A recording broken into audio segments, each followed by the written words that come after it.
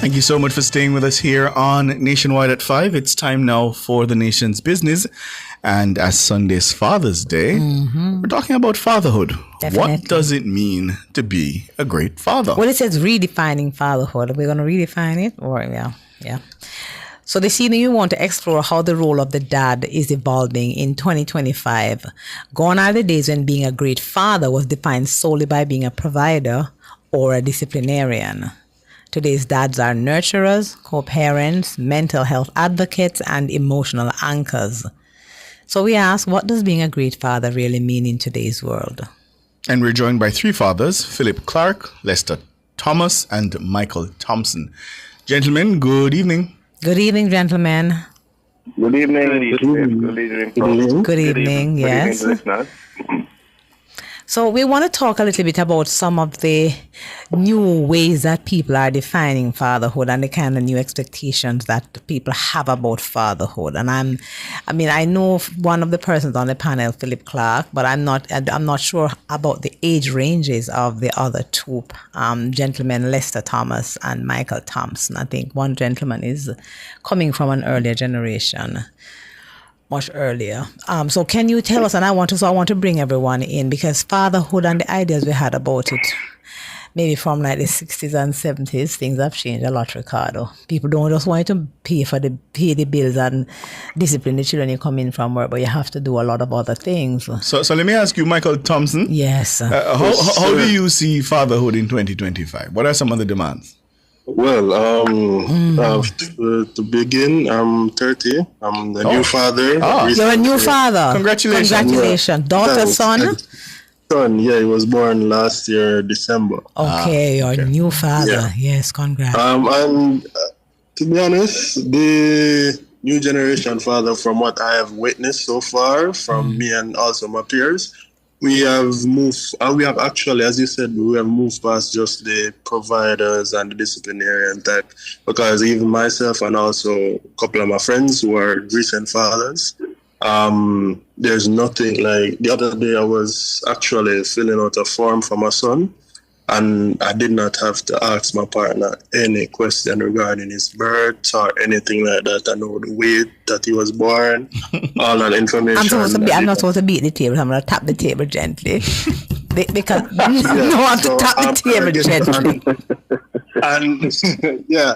And I realized that my friends that actually, because I speak to them regarding this, and they say, there's nothing about their child, their son or their daughter, that they do not know. I was at every one of the clinic visits with her. Well, when I don't have work, because based on the work, I have to meet with some clients there and there. So whenever it's not as important or I could actually kill the day, I'm there with her. Through it all, from the first to the last, to his birth, and now I'm here. So let me tell you, so now listen, before we bring in Philip Clark and Lester Thomas, Michael, as a new father, you participate in the 3 a.m. feed, the bit before. Tell us. Yes, I'm there. Even last night, yes, Mr. I don't know what kind of party he was keeping in the house, but I was there while she slept. I was the one up while she slept peacefully through the night and everything. And your eyes are bugging them and you have to get up and go work. Yes, because even today, because actually the good thing about it, I didn't go to work today. But so I actually got some sleep. But during the other time periods, sometimes I'm at work. I have to be around the desk and sleep upright and all of that. Let me ask you, Lester Thomas, because as I listen to Michael, when I was growing up, I used to hear a lot that Jamaican fathers work less. Let me be very honest. And as I listen to Michael, I'm thinking to myself, is that perception changing? How do you see it? All right, good evening, everyone, again. Not a new father like Michael. 27 is the age, and I've been a father since 20, or 19 going 20. Oh. So I've been around a bit, and I had a lot of growing up to do, so I can give some testament to that. The question that you asked about Jamaican men or Jamaican fathers being workless, it's a tough one. I don't, when a father is in their children's life, I don't think they're workless. So just being there, that's the first step. So from you're there, you're not workless. Yes, you have more to do. Yes, you have financial, emotional obligations that you should fulfill. But just being there, you're not workless. Right? But so many of them, Lester, are not there. They just opt out.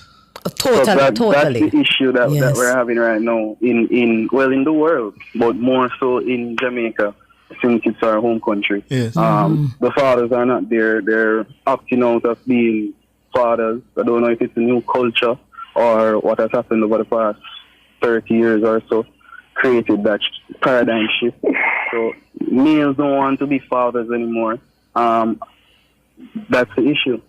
We're having less and less fathers in the household, and it's creating a lot of different dynamics, and the family is not there anymore. The strong foundation is not there. We need to bring in the other person. And then that's where the kids, you get to see that they get the spin-off from that, and it can really turn their life in a direction that it really shouldn't go to. Right? It can make their life more difficult. Yes. Well, Lester, Michael, and Philip, that the research has shown that children need both parents. So not that boys need fathers and girls need mothers. Children need both parents. So the point you're making is correct, Lester, that children need both parents. So your presence is very important. But many times persons equate the financial aspect of it as being more important. And you'll hear a lot of that. You see a lot of that on social media. The man now mind the pit and work for money now come. It's a lot of trauma. But if the father turns up, because I remember when I was growing up, a father would turn up, for example, with his bicycle every Sunday, coming every, didn't live with the kids, but would turn up and do his best. And the mother was not happy about it because he didn't have the bag of money to give. So there's that concern that many fathers have. If you cannot support at a certain level, higher profile support, pay some big prep school fees, are you being a good father or are you not being a good father? Philip, I want to bring you in on this part of the discussion in terms of how is it that from your perspective fatherhood is defined today? Thank you. Fathers nowadays are challenged to be more involved. With the female counterparts being, as we know the stats show, employed at higher levels, very involved, they're entrepreneurs now as opposed to 40, 50 years ago. The men have to step in, play a greater role, stay up, as you said, in the night with the kids, go to the appointments. They have to be more present, which I think many of us are thinking. I can't speak to myself. I was there every step of the way, from all the doctor's visits, all the clinic visits, school, pick up, drop off. So gone are the days when men could get away with just being financial providers. They have to do that, plus be involved, do the homework, help with that, diaper change. A lot of demands being placed on fathers nowadays. So those are some of the definite changes that we see between fatherhood then and fatherhood now. You have to be a psychologist. You have to be, you have to take on these roles which are unusual for males over the years. So these are some of the nurturing roles that usually some of them were mainly seen as the mother's responsibility. Yes. Because you have to support the women because they are out there also trying to earn with increased cost of living. No longer can one parent provide adequately for the household. And in my case, I have twins, so it was double the cost. So, none of us could stay away from work. And luckily for us, it was during COVID where we had time to spend and watch them grow. Not just sending them to school and not seeing them during the day. We had them during the day. They grow, develop. You can watch them grow and develop and be active in that process. Michael, I've often heard fathers say, they say to their fellow men, look, be in your child's life, as I heard yourself and Lester saying. And they say there are certain joys of fatherhood. As a new father, what are some of the joys that you've experienced? Your son is almost 1 now. No, I did not want. He said last year, December. It's like 6 months. Yeah, 6 months. But trust me, like, you see, because even the other day I was at work and he's on my lock screen. Yes. And I was actually looking for some information for some clients, and I saw him and he was smiling, and in the picture that I have on, he was smiling and everything. And I was like, wow. And my coworkers, it's like, you show off you, man. Hey, you go like a young one. And like, you get me? Yeah. Like you up off of the gelding truck and leave us. Yeah, exactly. Yes. You get me? And then whenever I come home, and he sees me, like, his mom will get a little hi, like, you know me like that. Yes. But then when he sees me, it's like, oh, daddy's here. Yes. And that, no matter what happens during the day, that right there just erase every single thing that I went through in that day. It's just like a magic eraser, just swoops, like, forget about that. Who I thought of that right now, my time. And it's just amazing feeling. Trust me. And like every time person see me with him, I'm always kissing him up and he's laughing and everything, and it's a new way of fathers, you know. New way of fathering, because kissing him up and things have changed. That's something that because you were speaking earlier regarding back then, the parents, all father has to do was provide and everything like that. That's something that I had to unlearn, because my father, right? He's a great father, don't get me wrong. But because the emotional aspect was not there, understanding and everything, that actually caused us to have a lot of feuds and everything like that. You get me?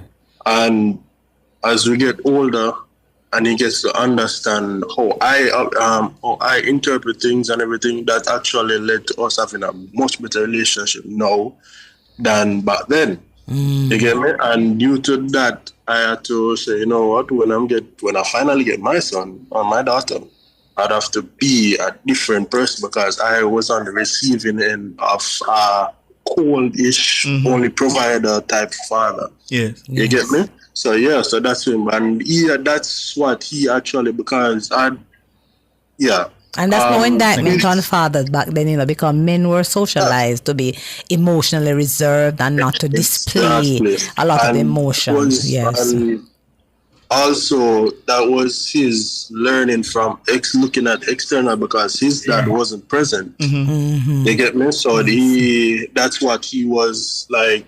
He didn't really get the core aspect to really unlearn that, hey, I did not like how this was or something like that, because he didn't have a father figure to really see what not to do and what to do and so on and so forth. So because I was on the receiving end, that's something that I had to accept too, because I was like, you know what, he was just learning how to be. He didn't have a blueprint.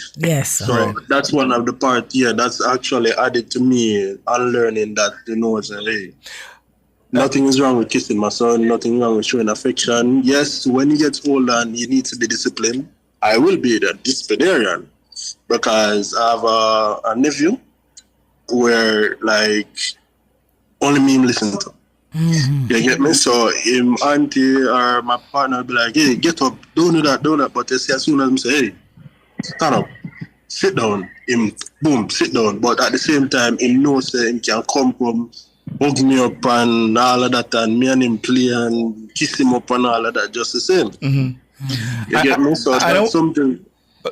I want to ask Lester about that learning and unlearning, because he said that he had to grow into the role. And as Michael is saying, he also had to do a different kind of learning, but still learning. So Lester, in terms of because when you recognized that it was so important for you to be present, what was that like? What triggered that? For Michael, I have a contrasting story in the sense that I had a father who was affectionate, who was around. It's not just financial. So I had that relationship and foundation going in. So it was very easy for me from the moment I found out I was going to have a child. I knew that I had to be there from the get-go. So it wasn't, I didn't have any thinking. It was just natural selection for me. Okay. And Philip, what was it like for you? Similar to him, my father was always around from day one, and in all the pictures at all the birthday celebrations, pick up at school, drop off, report day. My father is worthy of being, exemplified. And I just tried to do the best I could with my daughters in the same way. Always present. Indeed.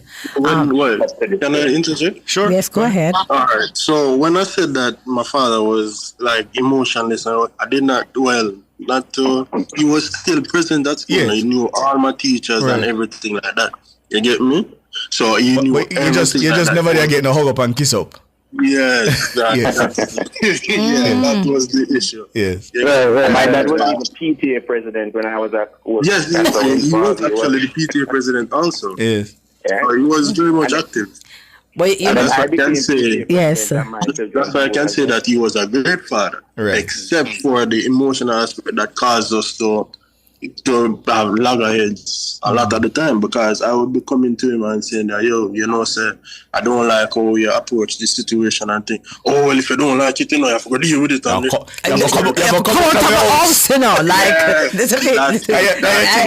think you're man, you feel yourself, yeah, man. That is exactly exactly his response. Yes. You get me? So I had to know that, hey, growing up, this is something that I don't like, so I'm going to erase that from my fatherhood experience. Yeah. But Michael, Philip, and Lester, that you as three fathers, you benefited from having fathers who were present physically and who were there, regardless of the different kinds of emotional support, but they were always there, being a part of your lives. And so we are lucky, Ricardo, to have a panel with that, because we do have in Jamaica, we have been coming from a situation where many of us, people like myself, for example, were raised in homes where our fathers were absent.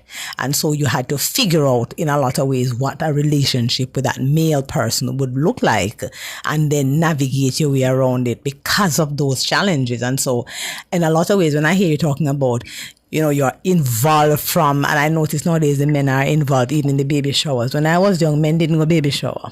No men were present. No, the first time I attended a baby shower, I recall, is one of my mentees at campus. And when I went to the baby shower and the father was going to be there, the husband, he was there with some of his friends, I was traumatized.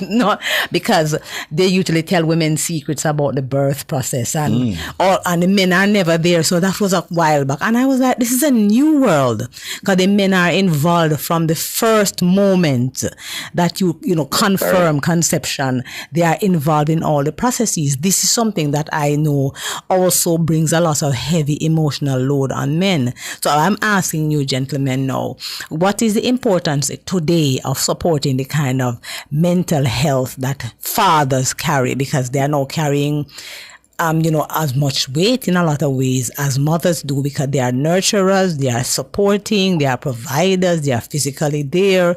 What is the importance of supporting the mental health of fathers? Philip? Yes. Philip? Yes. You can take that one. You can take that one, yes. Important. Of supporting the mental health of fathers, and why? Why is it important? Yes. Well, the mental health of fathers is critical, as how the father relates to especially in my case, daughter, will shape and inform how she relates to males going forward. And if the male is not in the proper frame of mind and have an outlet to share his emotion, then he will be emotionally unstable and not necessarily present a good example to her and her going forward, and that could influence her own decisions as she moves into adulthood. Yes. So supporting the mental health of the father is critical, especially as it relates, and even in the relationship with the mother. The children need to see that kind of love and affection between mother and father and towards the child. Yeah. Gentlemen, Then, happy Father's Day when it comes. yes. Happy And Father's Day. continue to be present. And to you too, sir. well, Ricardo, you set you're me doing up. throwing word on you know. You The set me YouTubers up. throwing words on you You know. set me up, because I know that book's there to say something cross that glass. The YouTubers are setting you up. I as well. am a driver of the gelding. You truck. drive the truck, I alright. drive the truck. But happy Father's Day, gentlemen. Happy Father's Day, Lester. And I will not live this down now because Bugs is going to tease me. You see, but that's great. Happy Father's Day, gentlemen. when it And comes. continue to do and continue to be excellent great fathers. fathers. Thank you so much. Indeed. Thank you. No, but I would need to know both. The YouTubers have your No, but I would need manners, to you know know. both.